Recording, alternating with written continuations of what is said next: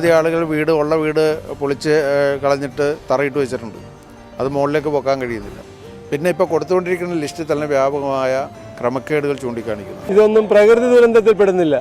ഇത് തന്നെ തീരെ ഈ പറയുന്ന കടലോരവാസികളോടുള്ള മത്സ്യത്തൊഴിലാളികളുള്ള ഏറ്റവും വലിയ അവഗണനയും നിന്ദയും. മക്കളെ വീടും കൂടും ഒന്നുമില്ല. ഞങ്ങൾ ദേശം വിട്ട് പരദേശികളായിട്ട് ഓടി ഇവിടെ വന്ന് എത്തിയതാണ്.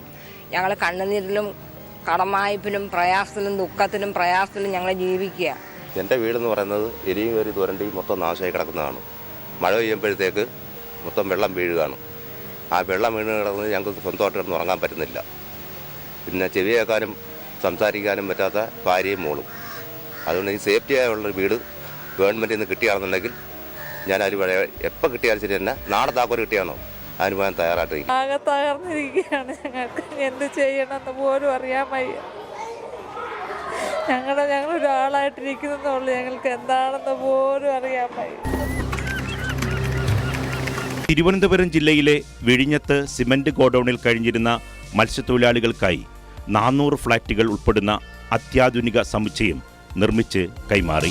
വീട് പോലെയല്ല, ഒരു റൂമല്ല, 2 റൂമും ഉണ്ട്, നല്ല സൗകര്യങ്ങളും ഉണ്ട്.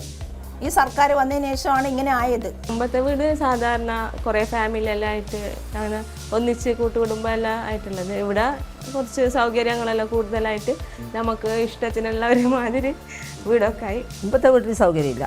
മണ്ണ് പണ്ടത്തെ മണ്ണ് ആ വീടാണ്. ആ വീട്ടിലാണ് നമ്മൾ താമസം ഉണ്ടായത്. മഴക്കാലത്ത് അത് ഇടിഞ്ഞ് താഴെ വീഴുമോ എന്നുള്ളൊരു ബുദ്ധിമുട്ടുണ്ടായിരുന്നു.